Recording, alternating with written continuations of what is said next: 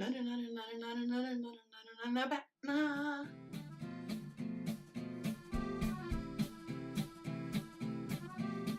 There are heaps of acronyms in business.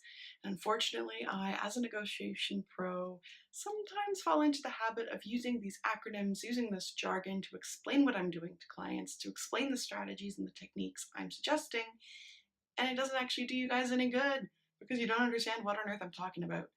So today we are going to break down one of the negotiation acronyms you may have heard before, BATNA, B-A-T-N-A. It stands for Best Alternative to a Negotiated Agreement.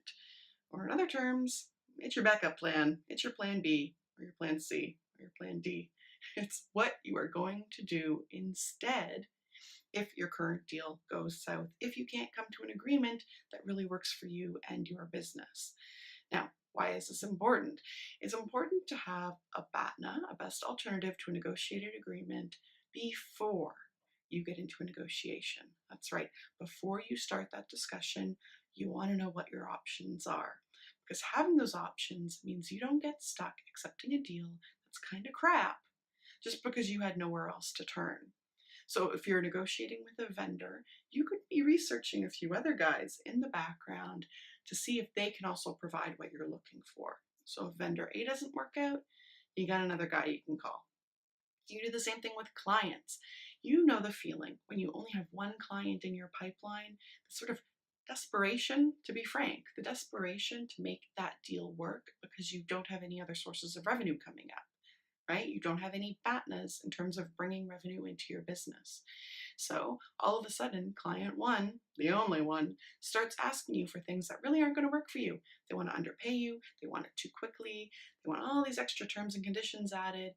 And you don't really have any power to say no. Because if you say no, there's no other money and you got rent due.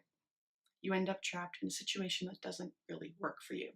Whereas if you've been building a pipeline, if you have 3 or 4 other clients in the mix and client number 1 starts behaving a little oddly and you don't really want to work with them anymore, you have option. Options equal power in a negotiation because you have the power to put your foot down. You have the power to set your boundaries. You have the power to actually hold out for what you want, need, and deserve. You don't have to settle. You don't have to be desperate. You don't have to sign up to something that isn't going to work for you. That is the power of a BATNA. B-A-T-N-A, best alternative to a negotiated agreement. Now your homework this week, surprise, is to come up with some BATNAs. Maybe you're in a negotiation right now and you've already started, but you don't have any of those plans, start coming up with them. If you have a negotiation on the sightlines, if it's coming down the road, now is your time. Start coming up with some alternatives for what you could do. Who else could you engage with? Who could you ask for help? What other revenue opportunities are there for you? You want to try and get creative so that you know in that discussion, if something isn't going the way you want it to go, you have options. Plan B, C, D, E, F, G, keep on going. The stronger your BATNAs are, the more BATNAs you have, the better off you will be in terms of your leverage and power in that discussion.